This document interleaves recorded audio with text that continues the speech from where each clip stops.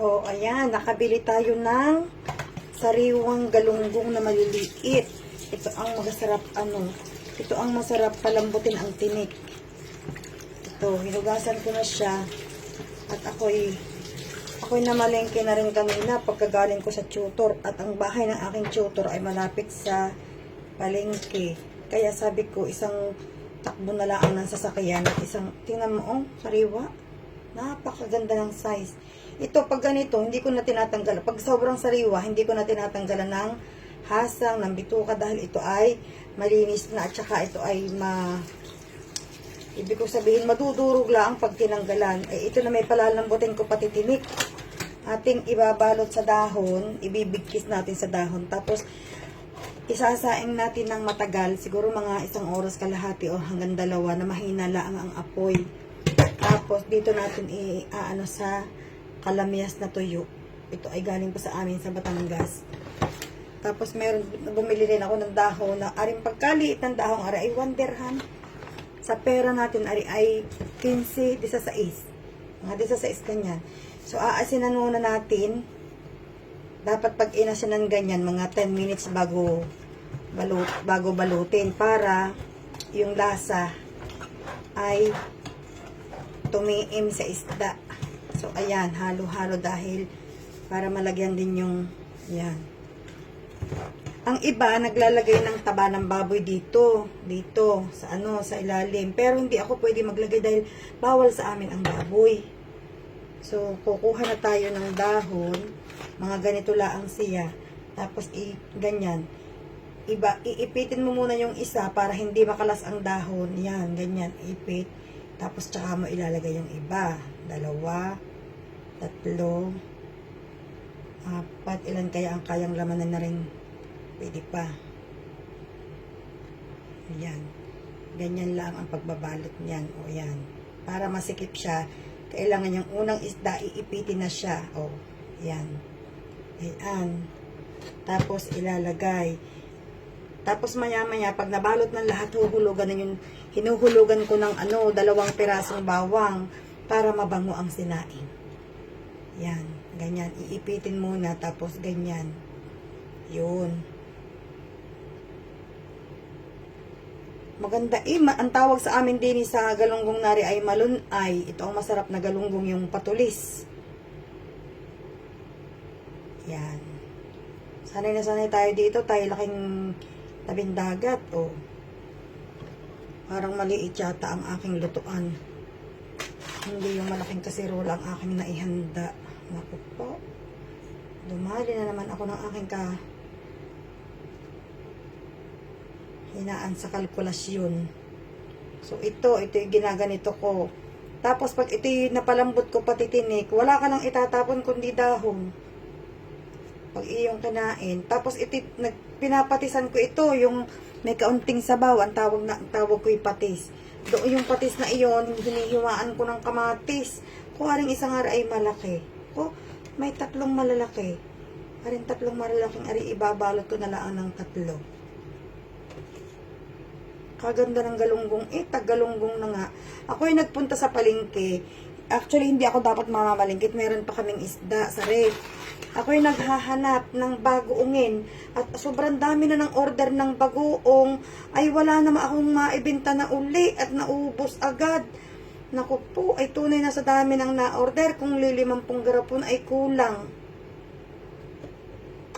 Sayang na sayang ang oras. Bakit dati naman ng mga nakaraang taon, ganitong panahon, sobrang dami na ng bagoong kong nakaimbak. Marami ng dailies. Bakit ngayong taong ito'y walang-wala pa hanggang ngayon? Ay anong petsa na? Itong dahon kong ito hinugasan ko na rin para kung ano man ang alikabok na naroon ay di natanggal na.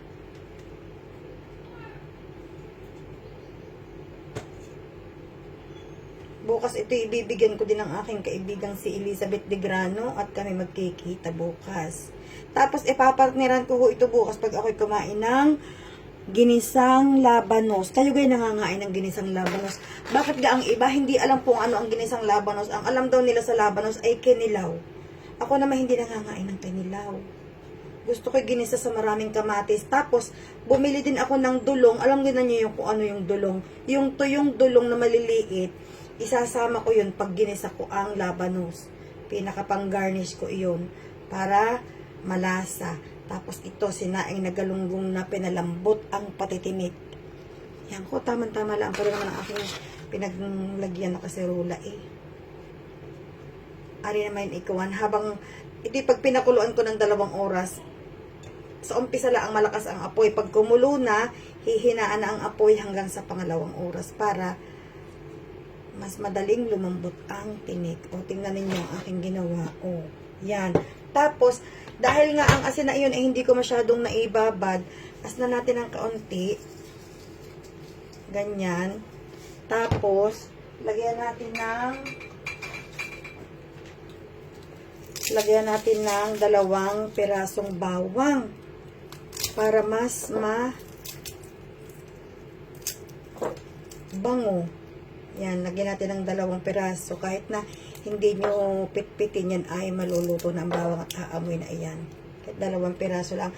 Tapos pag nakulo na, ang ginagawa ko para mas malasa pa ng kaunti, hinuhulugan ko ng kaunting mantika. So, iyan, ang gagawin ko diya, nasaan kaya ang takip ng aking kaserola. Ito ang problema ko, lagi nawawala ang mga takip at naiilaliman ng ibang mga kaserola. So, iyan, tutubigan ko na siya ng, ang tubig ko dito ay medyo marami dahil nga matagal ko siyang ilalaga, ipapakuluan para lumambot ng maayos ang tinik niya. Eh di kung gaano kataas ang isda, gayon din kataas ang tubig. Ayun. Ganyan. Tapos, wala ka lang ilalagay. Yan ay pagkumulo na, ang magpapasarap na diyan ay yung kalamyas na tuyo at bawang. O yun, isalong na natin at ating aapoyan na. Ang asawa ko na may magre-reklamo na naman sa amoy. Sarireklamador naman sa amoy. Naku po, kala mo naman itong napakagwapo. O yan, naturuan ko na kayo kung paano magsaing ng maliliit na galunggong. Ang ituturo ko naman sa inyo sa isang araw at ako'y magsasaing ako ng tulingan, yung Batangas Way, yung pinipirat.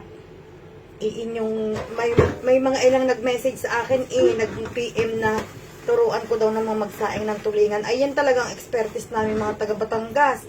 Ang pagsasaing ng tulingan at saka ang pagluluto ng ang ginagawa ko kapag naisaing ko yan siya ng mga 1 oras at kalahati, aking ginagataan. Ako, blockbuster din dito ang aking ginatutulingan ng aking mga suki, mga taga Emirates Airlines. Talaga naman pag umorder sa akin ng ginatutulingan, ay grabe.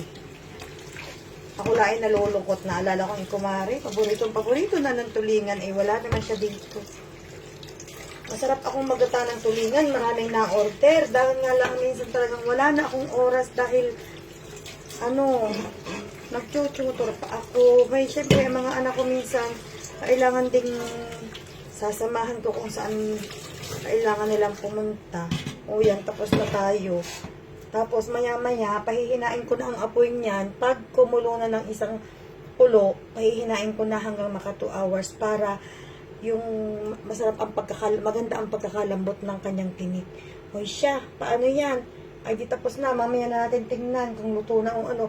Bukas papartneran ko yan ang ginisang labanos para sa aming tanghalian. Dapat kanina ang aking merienda ay arroz caldo na may tokwa, na prito. Ako na may binigyan ng aking tutor ng lamb sandwich. Di hindi na ako nakakain ng arroz caldo. Bukas na lang siguro ng hapon, ilalagay ko na lang sa rep. Ay siya, paalam na sa inyo.